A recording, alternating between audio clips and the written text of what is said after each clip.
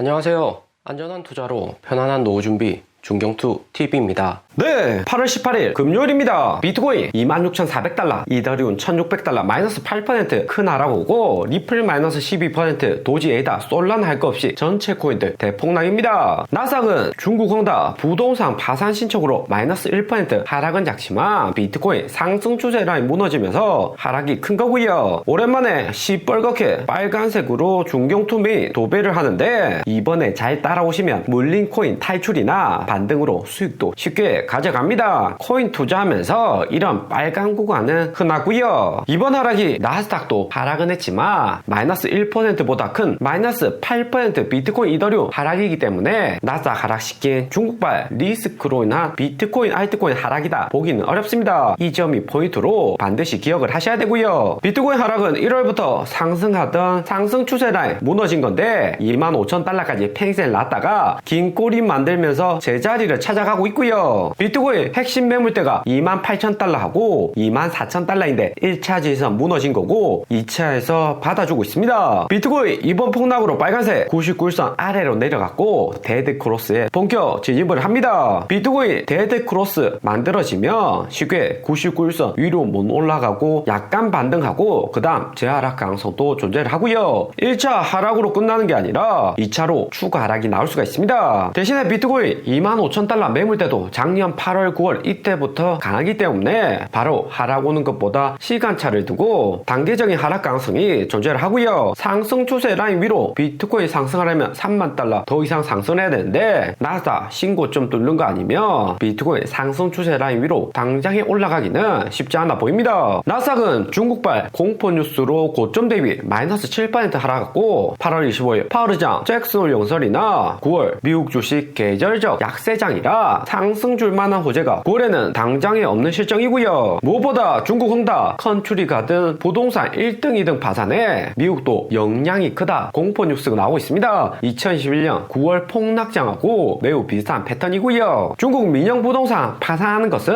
중국 정부가 한국 LH 주택공사처럼 민영 부동산을 국영 부동산 회사로 인수를 하려고 일부러 규제 빡세게 하고 대출도 안 해주는 게 메인 이유입니다. 결국에는 중국 정부가 인수할 것이라는 거 월가도 알고 있기 때문에 인수 위해서 최대한 싸게 매입을 해야 되는 거고 부동산 기업 망할 때까지 밀어붙이는 거죠. 중국 1등 2등 부동산 회사 말고 다른 중국 부동산 회사들은 주가 하락 잡고 기관들 매도도 거의 없습니다. 미국 증시도 이런 공포 뉴스를 통해서 최대한 개미들 털어내고 다음 상승시킬 동력을 만들려고 한 듯 하고요. 나스닥 개인들 현재 버티고는 있는데 작년 4월처럼 이런 긴꼬리 패닉셀이 한두 번 정도 나오고 내년 바이든 대통령 재선 통해서 상승시킬 가능성이 높죠. 나스닥 360달러에 팔고 340달러까지 내렸다가 대형 호재로 800달러 신고점 찍으면 360달러 여기서 팔았던 개인들이 고점에서 다시 매수하는 시나리오입니다. 나스닥은 382까지 하락 오는 것은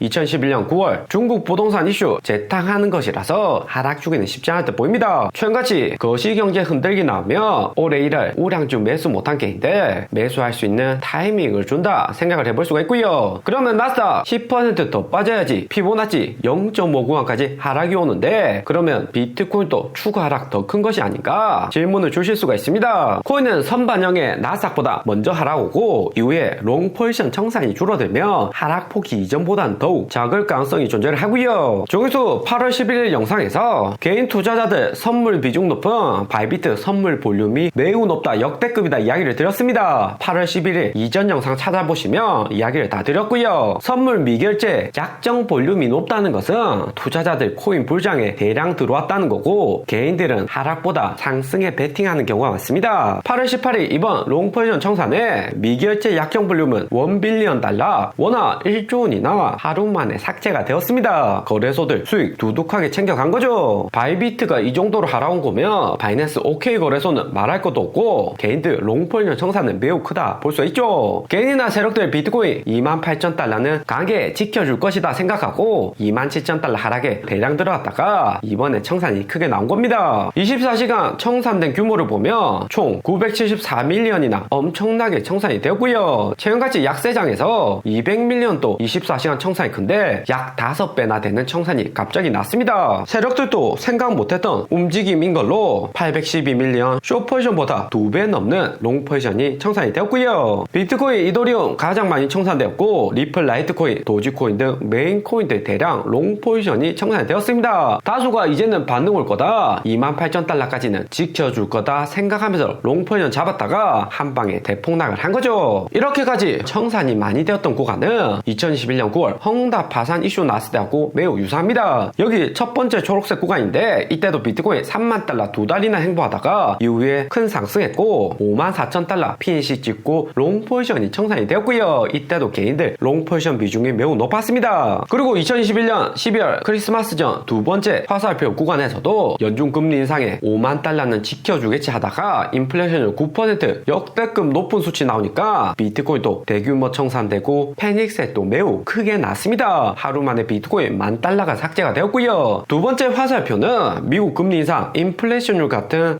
금융정책으로 인한 하락인 거고 롱포지션 청산보다는 현물 패닉셀이 맞다 볼 수 있습니다. 기관이나 세력들, 개인들 할 거 없이 보유하고 있는 비트코인 전량 매도를 한 거죠. 2011년 9월 첫 번째 화살표가 현재 구간 하락하고 좀 더 유사하다 볼 수 있고요. 개인 투자자들 대부분 투심이 비트코인, 알트코인 하락은 했지만 내년 반감기 블랙락 ETF 호재는 확실하기 때문에 반등 올 것이다, 지지성 강하다, 이런 롱 포지션 마인드가 강해서 청산이 크게 나온 겁니다. 이때도 횡보 이후 상승에 코인 시장 기대감이 매우 높았고 알트코인 상승을 많이 했었죠. 결국에 월가에서는 비트코인 ETF나 SEC 코인 관점 변경을 통해서 재상승 시킬 수는 있지만 이번 롱 포지션 청산은 한 번으로 끝나지 않습니다. 보나마나 이번 하락했다고 해도 다시 오르겠지 하는 롱 포지션 여전히 많기 때문에 다시 한 번 더 살짝 올렸다가 대규모 롱 포지션 청산시킬 가능성이 존재를 하는 거고요. 2011년 9월 이때도 1차는 중국 헝다 부동산 파산설로 하락했다가 2차는 미국 부채 한도 협상으로 비트코인 가격을 더욱 끌어내렸습니다. 올해 8월에는 미국 신용강 등 중국 2등 부동산 컨츄리가 등 파산 이슈를 월가에서 부각을 시키는데 월가의 큰 그림은 연준이 금리 인상 더 이상 못하게 하고 빠르게 금리 인하 시그널을 하는 것을 원하고 있고요. 시장 악세 계속해서 만들어내면서 연준을 압박을 하는 거죠. 2021년 9월 폭락에서 보시면 5월에 비해서 알트코인 하락은 크진 않았습니다. 우리 중경투자객들 기억나시겠지만 이때 비트코인 청산으로 하락이 컸어도 도지코인, 이더리움 클래식은 반등이 빨랐고요. 개인들 비중이 확실히 컸었죠. 하지만 이번 하락은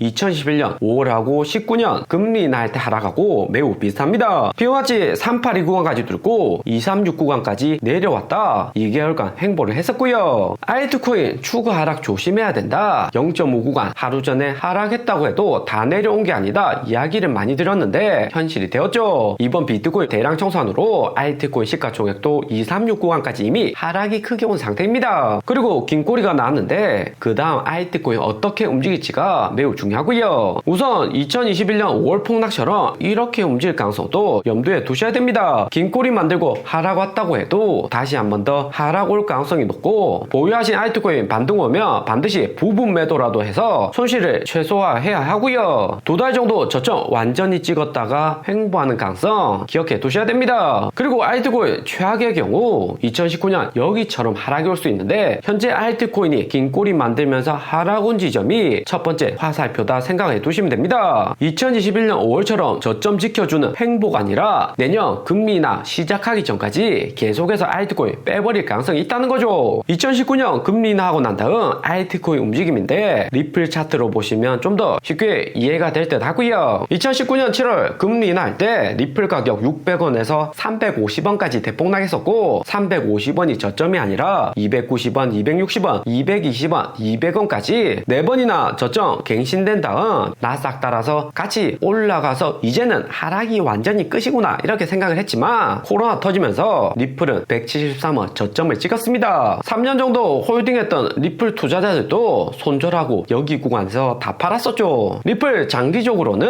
시가총액 순위 3위인 코인으로 코인 시장 성장하면 가격이 오를 수밖에 없는 코인이지만 여전히 코인은 고변동성 자산으로 해도 쉽게 상승으로 바뀌진 않고요. 2020년 3월 코로나 폭락 이후 나스닥 비트코인 따라서 상승했지만 다시 한 번 더 바닥 리테스팅 한 다음 그 다음 상승했습니다. 2019년 600원 여기 하락 온다고 매일 업비트 열어서 리플 가격을 보면 멘탈만 털리는 거고, 업비트 삭제하고 2년만 홀딩해서도 2021년 3배 이상 수익은 가져갔었죠. 이런 변동성 때문에 중경투 영상 챙겨보면서 멘탈을 챙겨 가셔야 되는 거고, 분산 매수를 하셔야 됩니다. 리플도 저점 매수할 수 있는 가장 좋은 구간이 도래를 하고 있고요. 오늘의 영상은 여기까지입니다. 좀 더 디테일한 투자 정보가 필요하신 분들은 커뮤니티로도 자료가 공유되니까 멤버십 가입과 구독 부탁드립니다. 감사합니다.